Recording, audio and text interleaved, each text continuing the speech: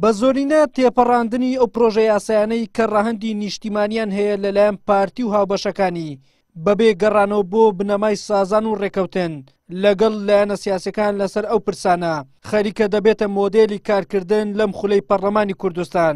بەڵام ڕەنگە ئەو مۆدێلە نەهامەتی و ماڵوێرانی زیاتر بۆ خەڵکی کوردستان بهێنێت. نزیکترین کاردانەوە ئەوەیە کە پەیوەندی نێوان لایەنە سیاسەکان ساردی تێکەوێتەوە و باش نابێت.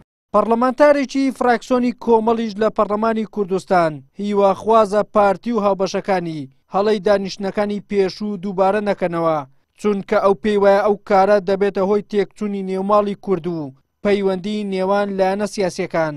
بمانەوە نەمانەوێت ئێمە لە هەرێمێکین کە هەموو بابەتەکان ئەبێ بە دانوستان ئەبێ بە لێک تێگەیشتن و تەوافقی نێوان لایەنە سیاسیەکان بڕوە و ئەو یاسایش بەڕاستی یاسایەکی گشتیە پەیوەندی بە هەموو تاچێکی ئەم وڵاتەوە هەیە و ڕەهەندێکی نیشتیمانی هەیە ناکرێت بەرتەسک بکرێتەوە و ڕێگا لە بەردەم لایەنە سیاسیەکان بگیرێکە ڕاو بیر و بۆچوونیان لەسەر ئەم یاسایە هەبێ و ئێمە پێمان وایە بەڕاستی ئەم سەرەتایەکە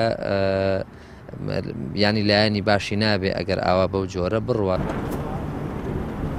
ئەو پەرلەمانتارەی فراکسیۆنی نەوەی نوێژ لە پەرلەمانی کوردستان پێی وایە ئەو زۆرینە ساختەی دەستیان بەسەر پەرلەمان گرتووە ئەگەر لە سیاسەتی زۆرینە بەردەوام بن لێکەوتەی خراپی لێ دەکەوێتەوە.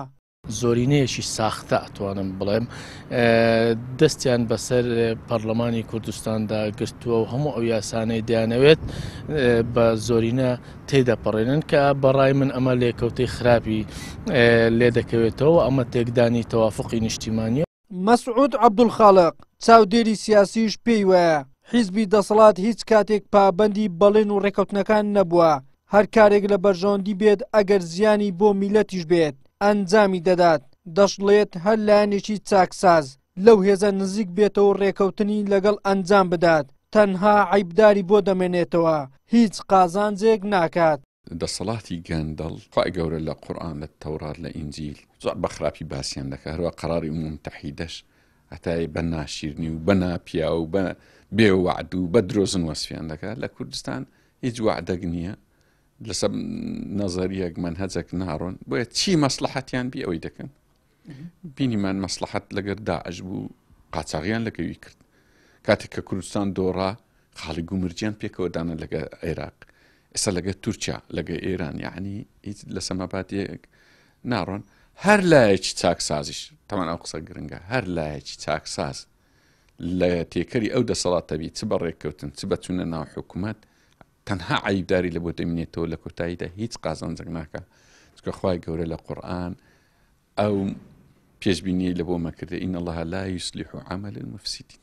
لە خولەکانی پێشووی پەرلەمان جۆرێک لە سازان و ڕێکەوتنی نەنووسراو لە نێوان فراکسیۆنەکان هەبوو بۆ تێپەڕاندنی ئەو پرۆژە یاسایانەی کە ڕەهەندی نیشتیمانیان هەیە. لایەنەکانی ئۆپۆزیسیۆنیش زۆر پێداگریان لە پێوەری سازان دەکردەوە، پێوەری زۆرینە و کەمینەیان ڕەت دەکردەوە، بەڵام لەم خولەی پەرلەماندا دۆخەکە لە قازانجی پارتی گۆڕاوە و بەپێی بەرژەوەندیەکانی و بە دوور لە بنەمای سازان هەڵسوکەوت لەگەڵ دۆخەکە دەکات. ڕەنگە ئەمەش ببێتە سەرەتایەک بۆ زیاتربوونی ئەو تەنگەشە سیاسی کە ئێستا هەیە.